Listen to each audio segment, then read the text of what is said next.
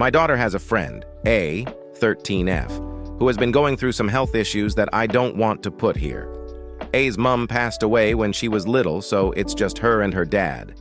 Since he has started dating his girlfriend, we'll call her C, A's needs have been pushed to the side a little, and he's just not noticed that A has been struggling.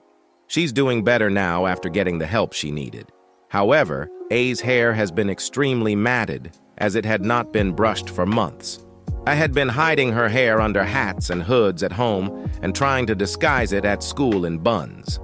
She stayed over at the weekend, and I only found out about her hair when they came downstairs after getting a comb stuck in A's hair, trying to fix it.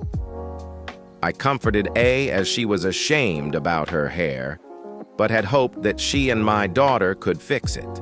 My daughter convinced her to tell me about it, as she had been scared to say anything to anyone, as she thought she would be judged as her dad's girlfriend has made comments about her appearance when she was going through her health issues. When A was going through her issues, I made it clear to her and my daughter that our home is a judgment-free zone, and if she ever wanted to come to me or my husband for help, then she would get it.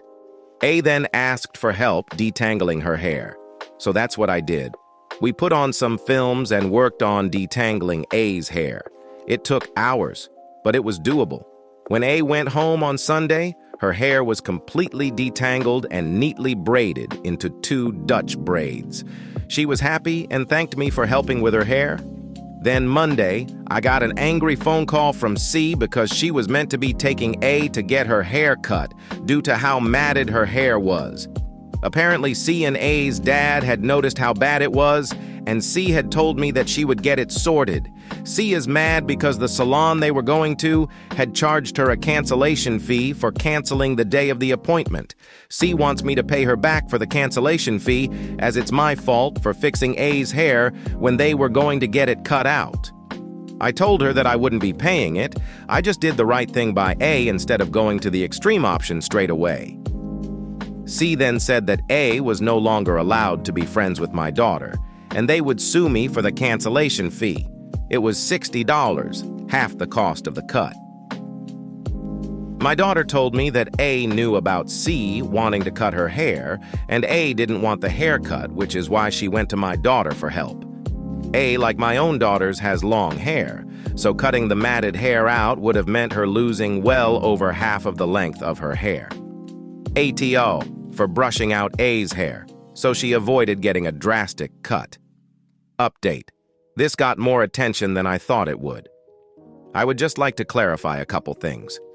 1. While I am not going to go fully into A's health issues, the matted hair is the result of a depressive episode.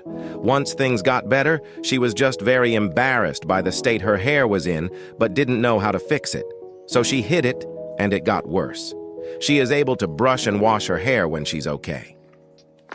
2. A isn't being neglected by her dad.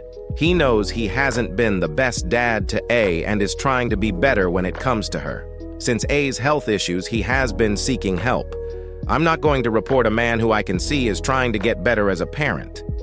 A's dad, I'll call him Jay, came round earlier as he wanted to talk to me. A and C had gotten into a shouting match yesterday because of the canceled appointment.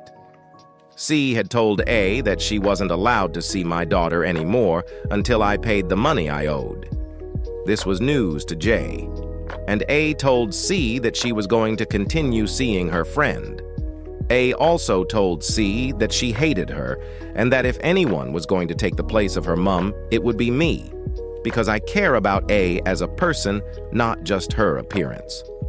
Jay wanted to know what had happened with A and why I owed C money. I explained it all to Jay, and he was horrified to learn that C was going to cut A's hair short instead of helping her.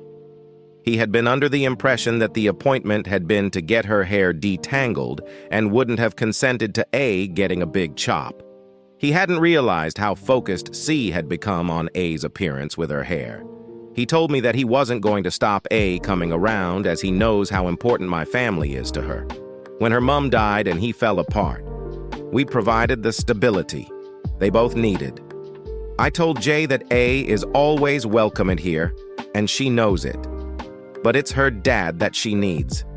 She needs him to be there for her and to support her through whatever she is going through. Having her dad will mean more to her than having me there. Jay agreed with this, and that he knows he's not been the dad that she needs and is going to try and be better for her. He's asked if I could recommend a family therapist who could help them, and I gave him a few names. Since A started going through her issues, Jay has stepped up. He's not the same dad that he was when they started, but he does still have a way to go to be Dad of the Year. Since speaking with Jay, I've had angry texts from C, furious that I went behind her back and spoke with Jay when she was dealing with the issue. In the string of angry texts she sent me, she said horrible things about myself, A, and my daughter. I'm not engaging with her anymore. She's a walking red flag. I screenshotted them before blocking C and sent them to Jay's work phone.